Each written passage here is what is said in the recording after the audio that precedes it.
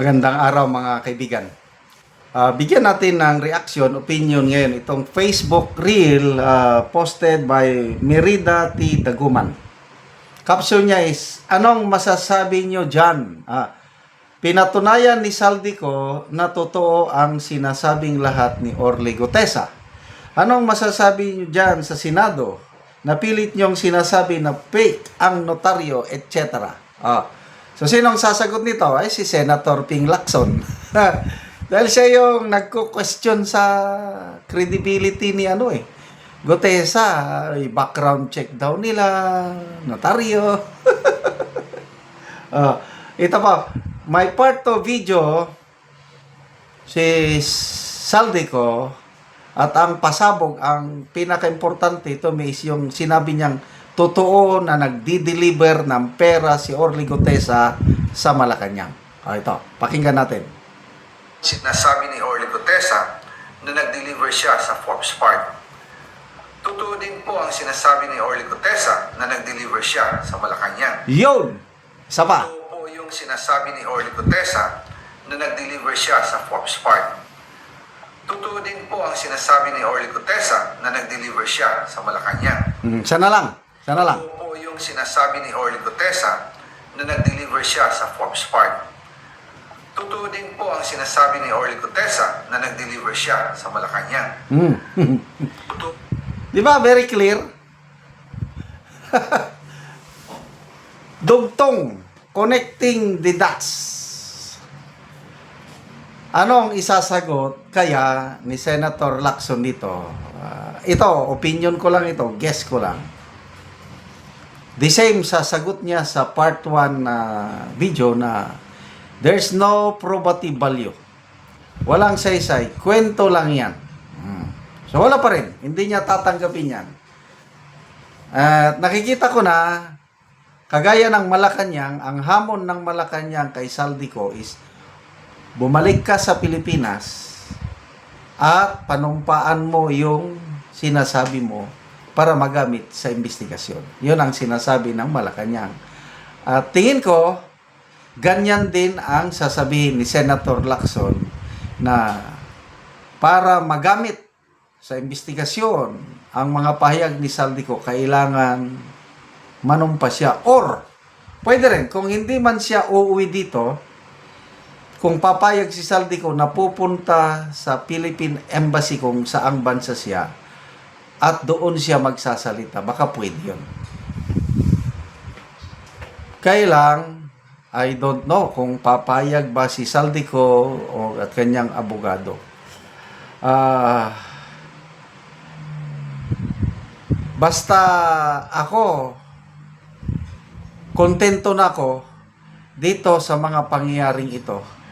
To me, I consider this as answered prayers na nagdugtong ang sinasabi, yung mga district engineers, Brian, Bryce Hernandez, pa. Pag connecting the dots, iisa na lang sinasabi. Kasi itong sina Brian Hernandez, Alcantara, sino pa yung Bernardo, puro Saldico lang ang tinutumbok. Maliban lang dito kay Diskaya, nabanggit niya si Romualdez.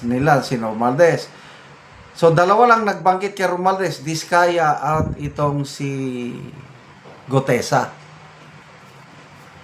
Ngayon, yung binabanggit ni Gutesa, binabanggit ni Diskaya, binabanggit ng mga district engineers from Bulacan, contractors, pinatunayan na ngayon ni Saldico. So, ang kulang na lang is yung anong tawag nun? Yung sworn affidavit para magamit. Kaya lang, I don't know how. I don't know kung interesado ba si Saldico na magpunta sa abogado para panumpaan niya ang kanyang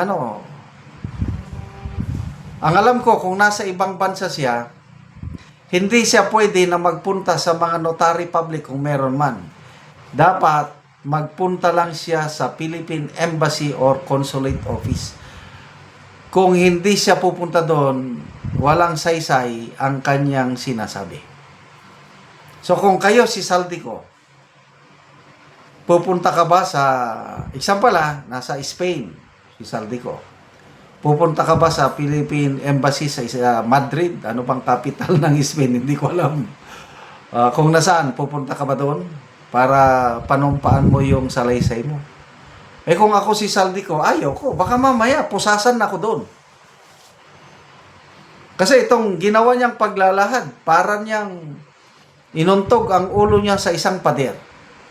Kasi Pangulo na, hindi lang Romualdez ang kanyang Pangulo ang kanyang tinutumbok. Inutosan ako ng Pangulo na magsingit ng 100 billion sa budget. Very grabing akusasyon o allegation. Naglabas siya ngayon ng resibo. Doon ako bumilib. Kasi kung hanggang salita lang na wala naman siyang resibo, ay wala. Parang alanganin. Kailang yung ipinalabas niya na specific doon sa NEP, doon sa pati page number sa GAA, nakalagay doon. Details ng proyekto, saan yung lugar ng proyekto, magkano ang amount ng proyekto, very detailed. Ito yung ginawa ko. Ito yung 100 billion. To malala ko yung summary sa sa DPWH 81 billion plus ang isiningit niya na as ordered by the President, 81 billion. And sa other government agencies and institution, 18 billion. So more than 100 billion ang total. So yon ang mabigat na resibo na natuwa ko, na lalong nagpatibay sa aking paniniwala na totoo ang sinasabi ni Saldico.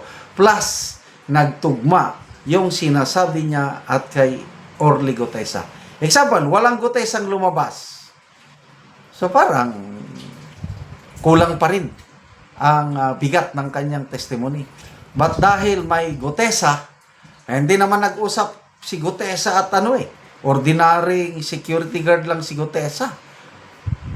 I believe na walang, both of them, yung taos-puso lang silang nagsabi sa katotohanan nilang nalalaman. At ngayon, dahil nagdugtong, boom!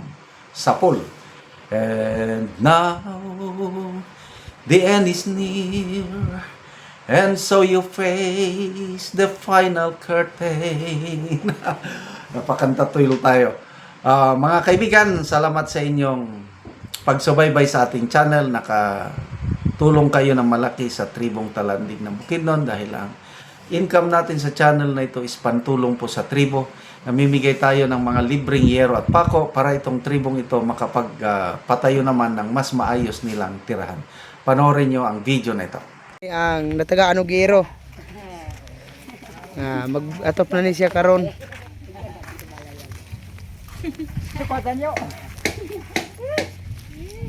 O mo na ni ang gipatindog nga balay, so yan na ni atopan karon.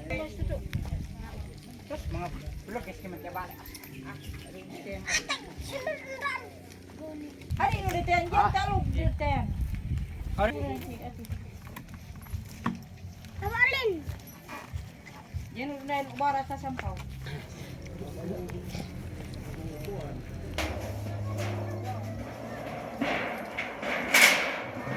Nagbijuang ka.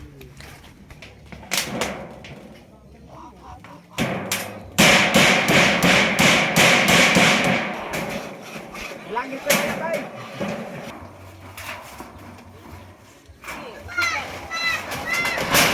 Sige dong, sige dong.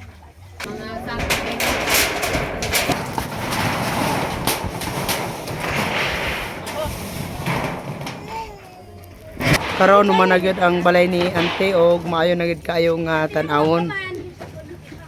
Nindot na gyud siya nga tan-awon ang iyang atop. Salamat sa Ginoo, nakabalay na ko. Oo. Salamat sa tabang sasid, nakabalay na ko. Oo. Kuan pila day kabuki mo nga anak ante? Upat. Sakto na Upat. So, Bunggali na siboy. bago pa mo nakagtukod og balay, ante. So, dugay na kayo bago pa mo nakabalay. Pila na di, ante, ka ang imong edad? Ang imong edad, ante, pila na? 48. 48 ka na. Ang imong bana? Pariyara mi. Pariyara mo. O, so nakigpuyo lang ni si ante sa iyang anak. So, karon pa sila nakabalay. Salamat kayo, ante.